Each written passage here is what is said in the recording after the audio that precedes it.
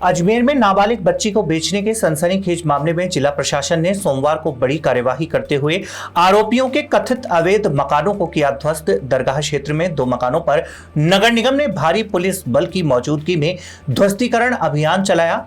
नगर निगम के अनुसार जांच में दोनों मकान सरकारी भूमि पर बने पाए गए और इनके निर्माण की वैध स्वीकृति भी नहीं मिली।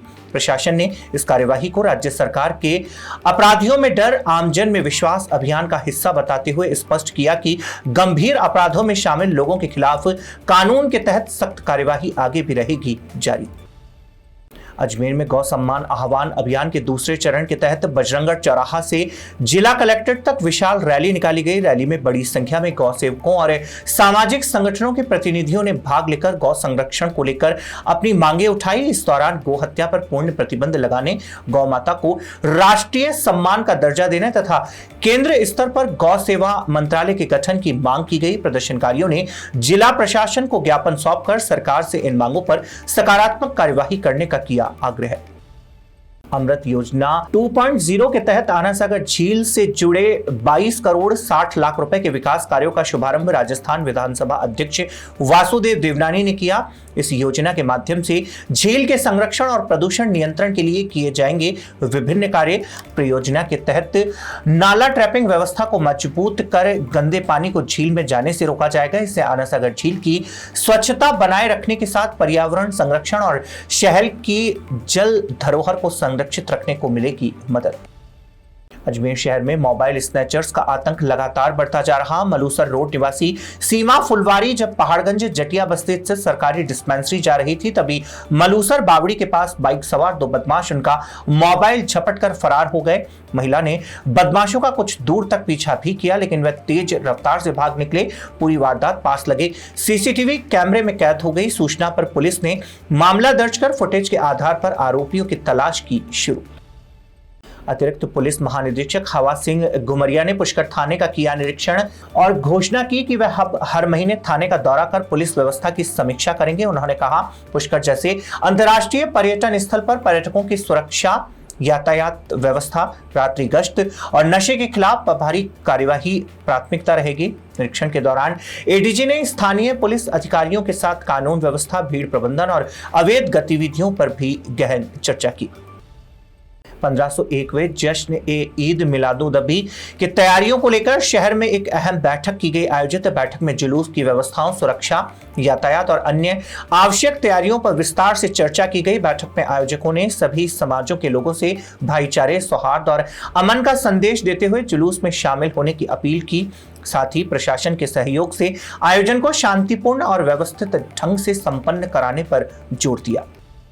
भारतीय मजदूर संघ के 72वें स्थापना दिवस के अवसर पर अजमेर में केंद्रीय कार्यशाला का किया गया आयोजन। कार्यक्रम का शुभारंभ राजस्थान विधानसभा अध्यक्ष वासुदेव देवनानी ने दीप प्रज्वलित कर किया। इस अवसर पर वक्ताओं ने भारतीय मजदूर संघ की संगठनात्मक भूमिका, श्रमिक हितों की रक्षा और राष्ट्र निर्माण में श्रमिकों के महत्वपूर्ण योगदान पर प्रकाश डाला। कार्यशाला में संगठन के पदाधिकारी, कार्यकर्ता एवं बड़ी संख्या में श्रमिक रहे उपस्थित। कारगिल विजय दिवस पर अजमेर शरीफ दरगाह में शहीद जवानों को खिराज ए अकीदत की गई पेश। खादिम शेखजादा दौलत अली ने बताया, 26 जुलाई 1999 को भारतीय सेना ने कारगिल युद्ध में अदम्य साहस का परिचय देते हुए विजय हासिल की थी। इस मौके पर हजरत ख्वाजा गरीब नवाज रहमतुल्लाह अलैहि की बारगाह में भारतीय सेना की मजबूती, देश की सलामती, तरक्की और खुशहाली के लिए मांगी गई विशेष दुआ। लेखिका एवं सोशल एक्टिविस्ट गीतांजलि भाटिया की पहली पुस्तक सोलमेट ओ साथी रे का विमोचन अतिथि हेमंत जोधा, विशिष्ट अतिथि अभिमन्यु चौधरी एवं अन्य अतिथियों ने किया। गीतांजलि भाटिया ने बताया, यह पुस्तक प्रेम, संघर्ष और जीवन में उम्मीद बनाए रखने का संदेश देती है। उन्होंने कहा, सब कुछ खोने के बाद भी हिम्मत और सकारात्मक सोच के साथ बेहतर जीवन जिया जा सकता है। यह उनकी पहली प्रकाशित पुस्तक। अजमेर में जटिया समाज संस्थान के अध्यक्ष पद के लिए चुनाव की मतगणना के बाद मनोज खोरवाल को विजयी घोषित किया गया। इसके साथ ही वह आगामी 2 वर्ष तक संस्थान के अध्यक्ष पद की जिम्मेदारी संभालेंगे। नवनिर्वाचित अध्यक्ष मनोज खोरवाल ने समाजजनों का आभार व्यक्त करते हुए कहा, वह सभी का साथ लेकर समाज के विकास, संगठन की मजबूती और सामाजिक गतिविधियों को आगे बढ़ाने के लिए करेंगे प्रयास। पुष्कर नगर कांग्रेस अध्यक्ष प्रमोद पाराशर के नेतृत्व में कांग्रेस कार्यकर्ताओं ने कस्बे की विभिन्न सरकारी स्कूलों का दौरा कर छात्र छात्राओं और स्कूल प्राचार्यों से मुलाकात की। इस दौरान स्कूलों में शिक्षकों की कमी, शौचालयों की अपर्याप्त व्यवस्था समेत अन्य समस्याओं की जानकारी ली। प्रमोद पाराशर ने कहा, कई स्कूलों में मूलभूत सुविधाओं का अभाव है और शिक्षकों की कमी से विद्यार्थियों की पढ़ाई प्रभावित हो रही। उन्होंने कहा, स्कूलों में बेहतर सुविधाएं और गुणवत्तापूर्ण शिक्षा उपलब्ध कराना सरकार की प्राथमिकता होनी चाहिए। कारगिल विजय दिवस के अवसर पर युवक पटनालय के तत्वावधान में नसीराबाद शहीद स्मारक पर श्रद्धांजलि कार्यक्रम किया गया आयोजित। इस दौरान कारगिल युद्ध में शहीद हुए वीर जवानों को श्रद्धासुमन अर्पित कर उनके सर्वोच्च बलिदान को किया गया नमन। कार्यक्रम में नगर के कवियों ने देशभक्ति और शहीदों की स्मृति में ओजपूर्ण काव्य पाठ प्रस्तुत कर श्रद्धांजलि की अर्पित। Nasirabad Indian medical association, service doctors, Indian international music lovers society एवं मेडिको फ्रेंड्स संदेश सोसाइटी के संयुक्त तत्वावधान में 1 अगस्त को जवाहर नवोदय विद्यालय नसीराबाद में music is meditation and therapy theme पर 111वां सांस्कृतिक संगीतमय लाइव कार्यक्रम किया जाएगा। आयोजित कार्यक्रम के दौरान चिकित्सा, शिक्षा, समाज सेवा और राष्ट्र निर्माण के क्षेत्र में उल्लेखनीय योगदान देने वाले व्यक्तियों को किया जाएगा सम्मानित।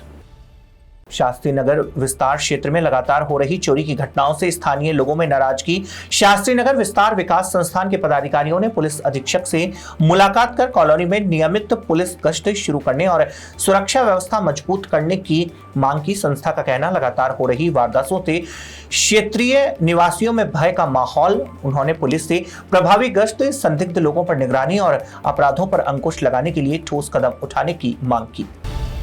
कैंसर बीमारी ही ऐसी है, चिंता तो होगी ना। लेकिन अब अपनी चिंता को बदलो विश्वास में, क्योंकि आदिनाथ कैंसर मेडिसिटी में है रेडियोथेरेपी, कीमोथेरेपी और कैंसर सर्जरी के उपचार के साथ आधुनिक सुविधाएं भी। विजिट करें आदिनाथ कैंसर मेडिसिटी एट चाची आवास अजमेर।